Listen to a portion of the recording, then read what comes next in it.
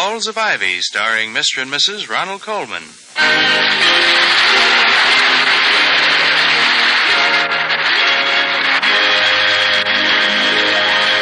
Good evening, this is Ronald Colman. And Benita Colman. Inviting you to join us again on the campus of Ivy College. And now, the Halls of Ivy.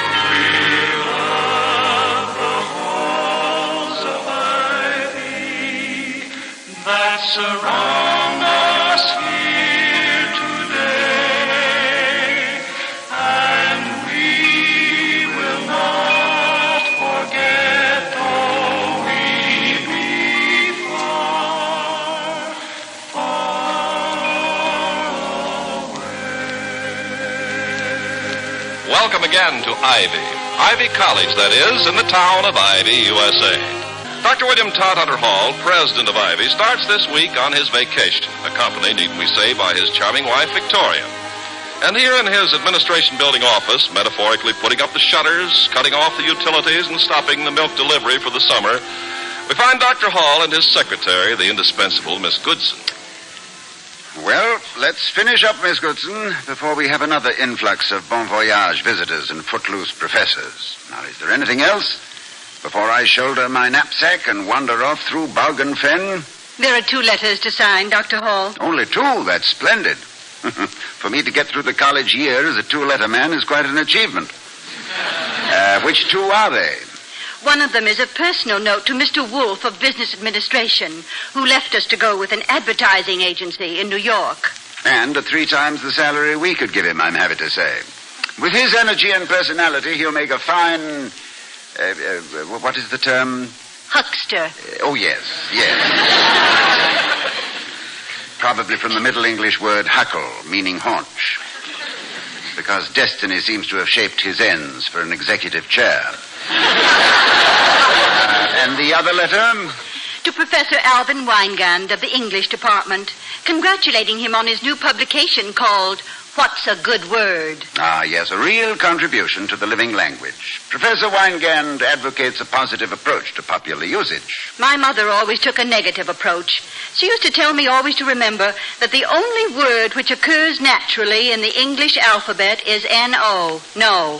Well, I salute Mother Goodson. All right, now I'll sign the letters. Where is my fountain pen?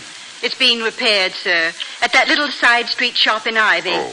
You always say that while the proprietor may be slow, you rather like his nibs. One priceless witticism for a $1 repair job. It takes 3 weeks. Now, let me see. The Wolf letter. There we are. And the Weingand letter. That's that. And now what, Miss Goodson? That's all, sir. You're through. I'll take care of anything else that needs doing. Your traveler's checks, road maps, and motor club material are in this envelope. I hope you and Mrs. Hall have a lovely summer, sir. Thank you. And in this envelope, you will find a small contribution toward your summer, Miss Goodson. Thank you, sir. And I thank whatever powers may be who watch over college presidents for sending me such a flawless secretary. And now, will you call Mrs. Hall and tell her I'm on my way? She knows, sir. I called her while you were talking to Professor Heaslip. I said you'd be home in 45 minutes. You have a full 12 minutes to make it.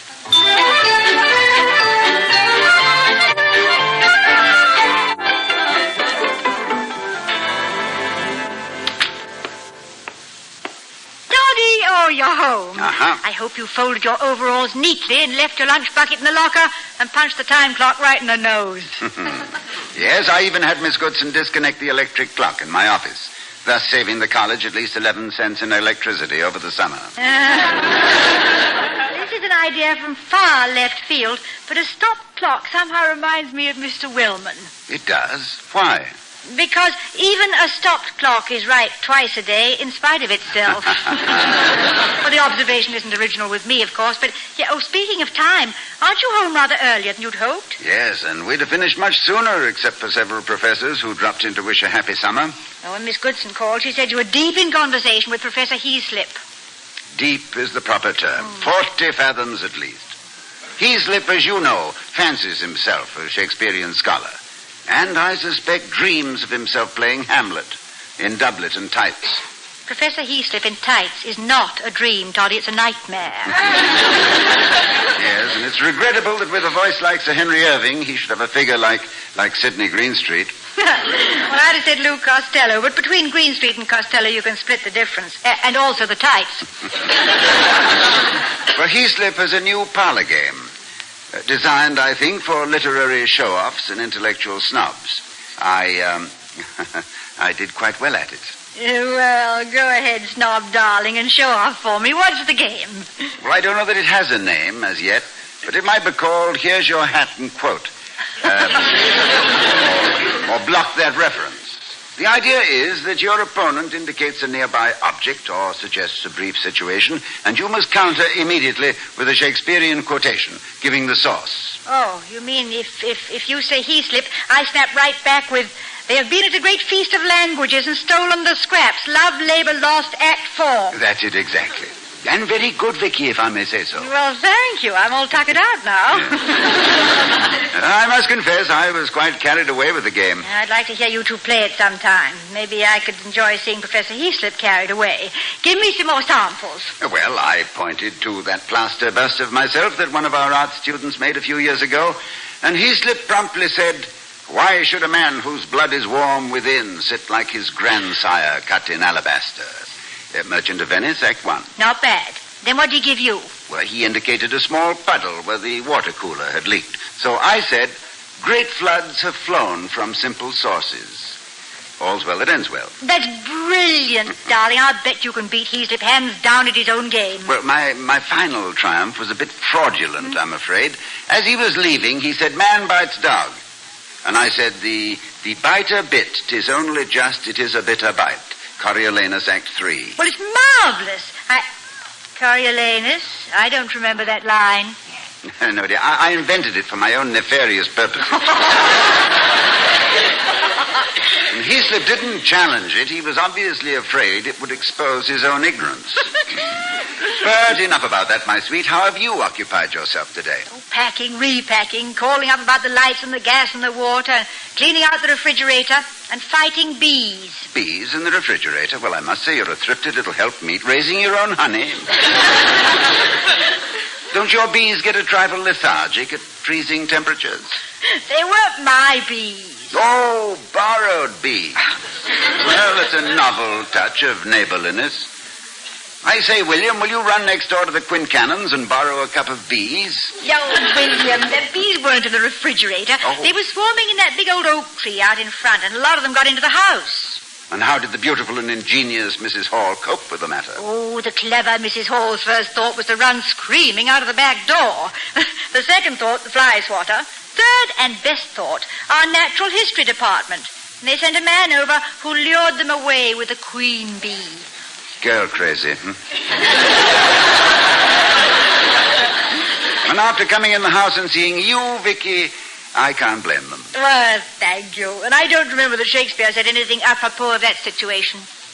Oh, yes, he did. Yes. Midsummer Night's Dream. Lord, what bees these mortals fool.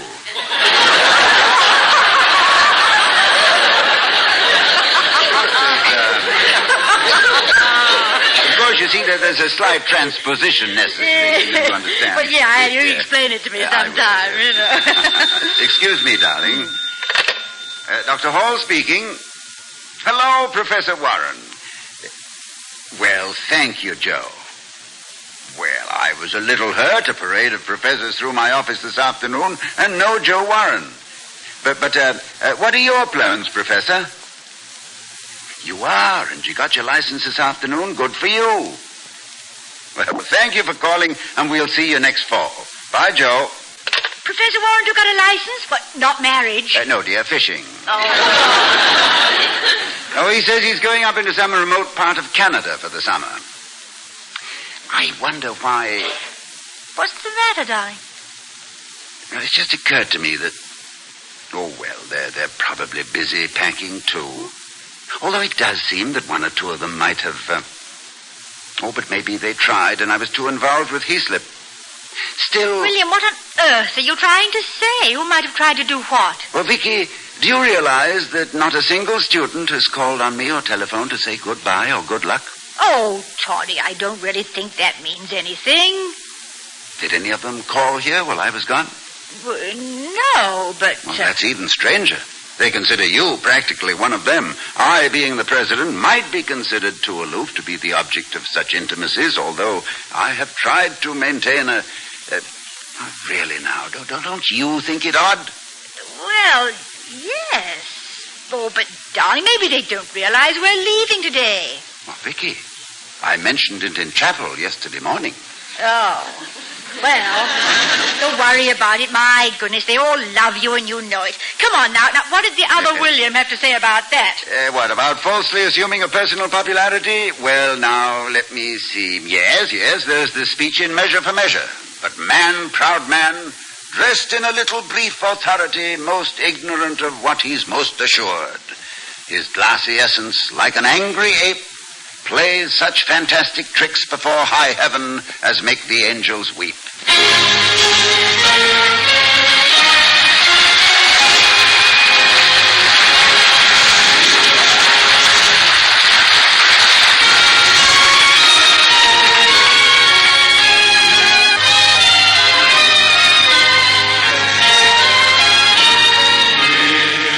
The Voice of America is bringing you this presentation of The Halls of Ivy, starring Mr. and Mrs. Ronald Coleman.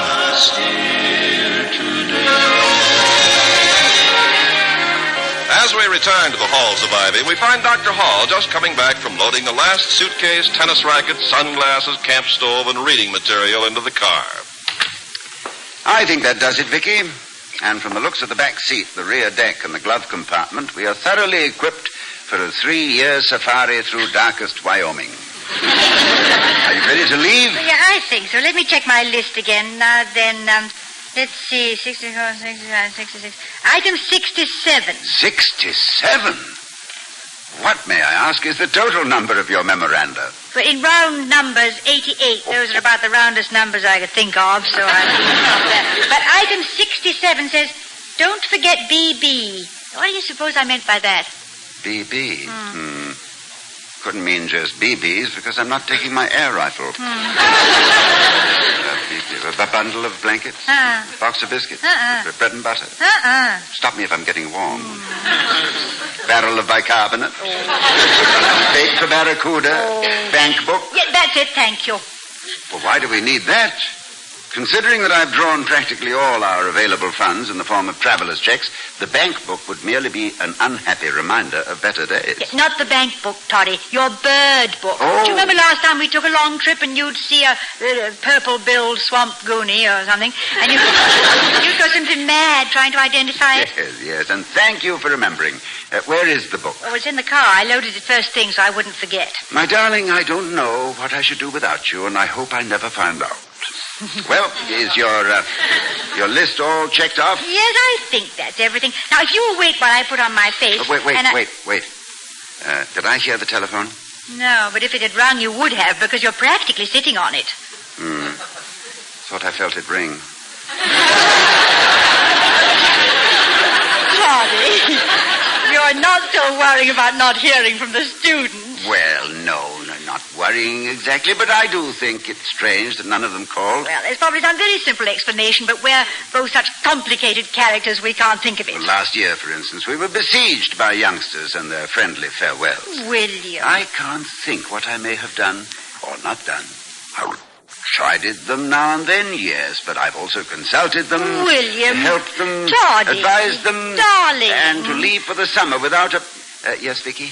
Look, I won't consider spending the summer with a college president who's brooding about not being played off the campus with a string quartet. Oh, my love, it's not that. And I don't want to have you running out of gasoline because you forgot to fill the tank because you were wondering why the senior class didn't line up on the front porch to kiss us goodbye.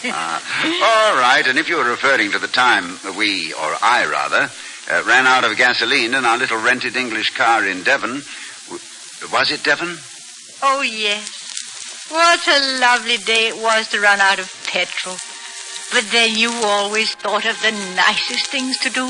I still remember the red sandstone cliffs and the surf and the seagulls scolding us for the intrusion.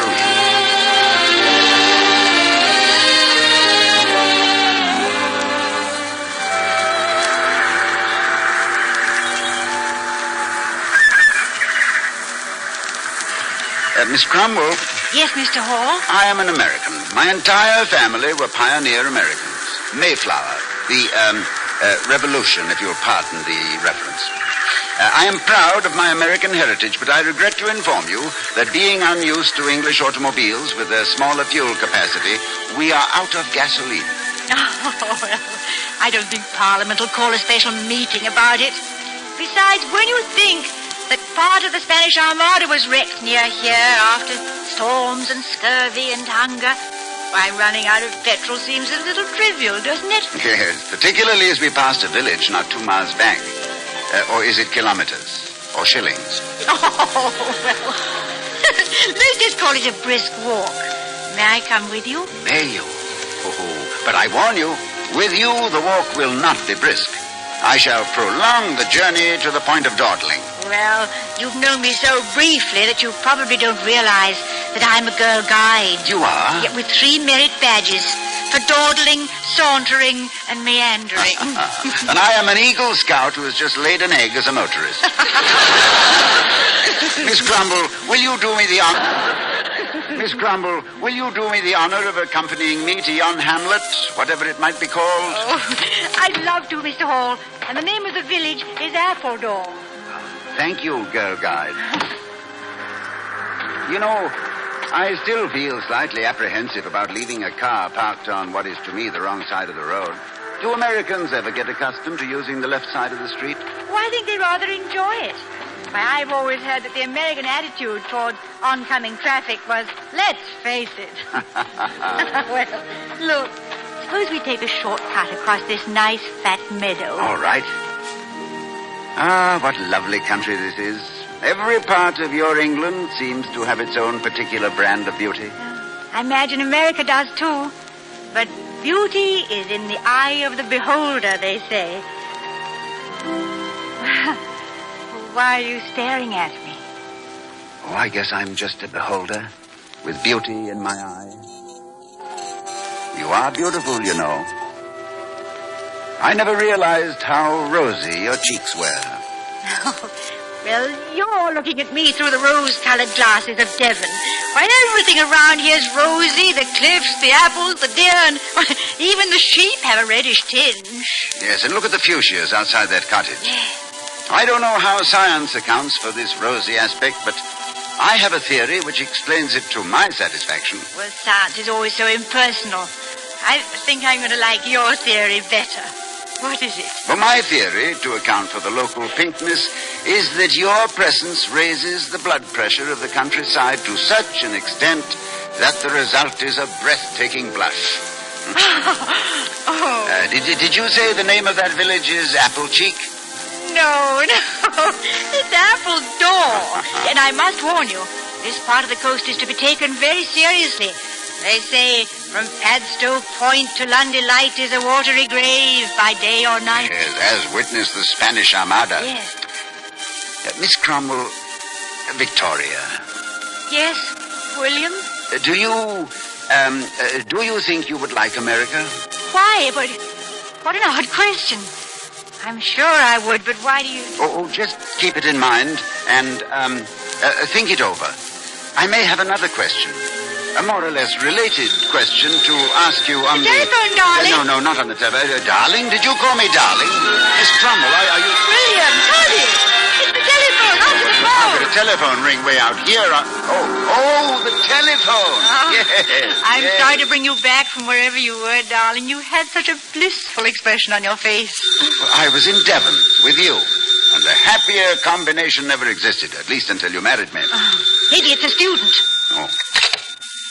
Dr. Hall's residence? Yes. Who? Archie Scott, a sophomore, yes? See what I tell you. I see, Mr. Scott. No, I'm sorry. I'm making no further appointments. I'm leaving on my vacation, as I announced in chapel yesterday. You'd forgotten that. I see. Well, I'd suggest you see your faculty advisor. Yes, goodbye. Well, no good luck and Godspeed? No. The young man wanted to consult me about a change of courses. He'd heard me announce our departure, but it has slipped his mind. I use the word so loosely, it is in danger of falling out of the sentence. Don't be bitter, dear. Now, here's your hat, here are the keys to the car, and goodbye, number 1 faculty row.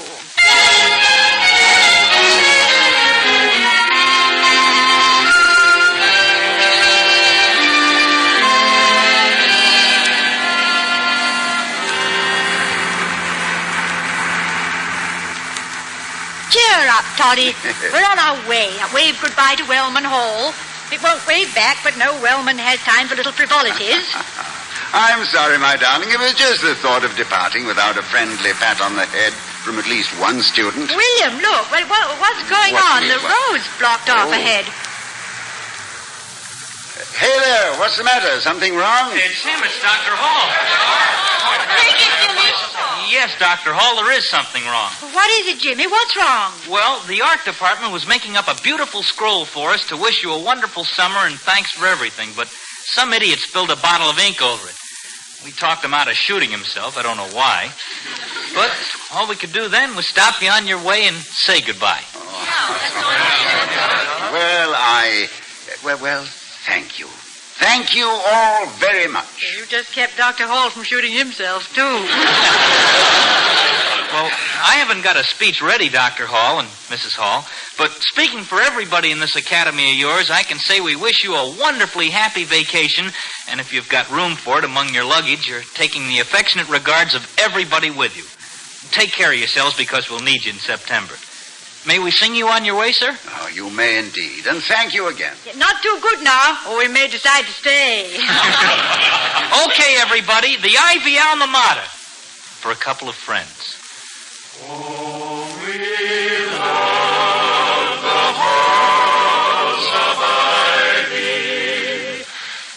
Surround us here today,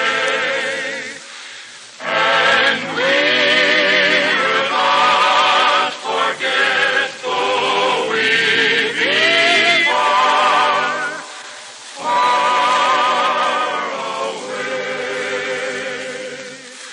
through the hallowed halls of ivy. Every voice will bid farewell and shimmer off in twilight like the old vesper bell. One day a hush will fall, the footsteps of us all.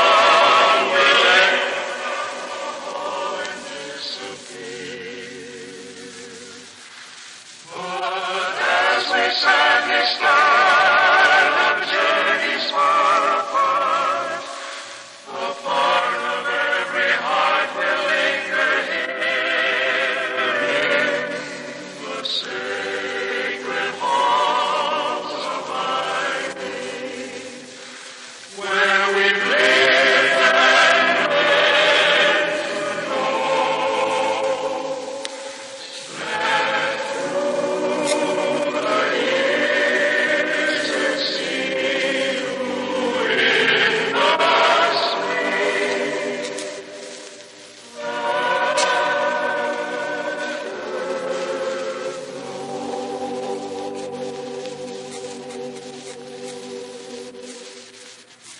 William, didn't Shakespeare have a word about this? Oh, yes, my love, in The Tempest, remember? Our revels now are ended. These, our actors, as I foretold you, were all spirits and are melted into air, into thin air.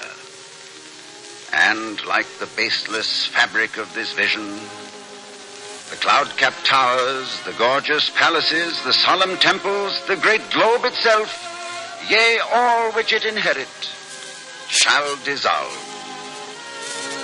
And our little life is rounded with a sleep.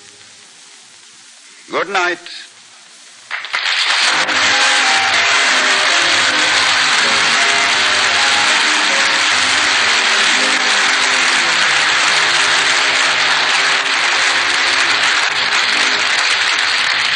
Miss Goodson is playing played by Lee Patrick, and Jimmy was Gil Stratton Jr. Tonight's script was written by Don Quinn.